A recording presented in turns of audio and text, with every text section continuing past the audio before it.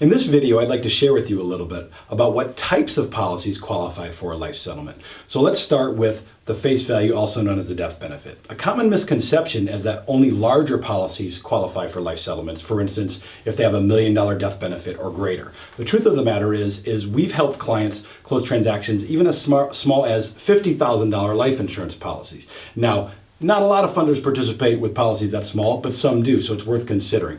But a lot of the market today is within policies that are, say, $100,000 up to that $1 million mark, up to maybe $2 million in face value. That's where the majority of the business is actually getting done in life settlements. So don't ignore smaller policies for your clients that may be candidates for life settlements.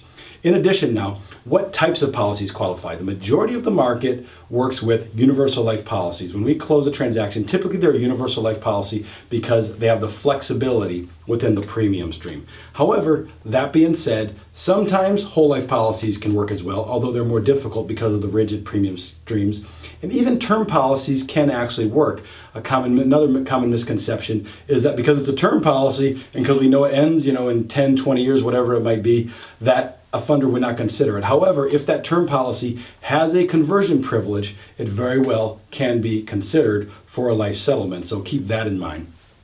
In addition, typically we're looking for single life policies.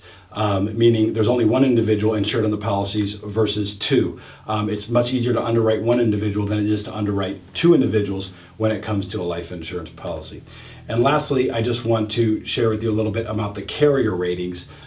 Typically, most of the funders want to purchase policies from A-rated carriers. That being said, there's always exceptions to the rule, and some funders do purchase policies from B-rated carriers. So again, I think the general message is to reach out so we can look at it closely to determine if your client may be a candidate for a life settlement.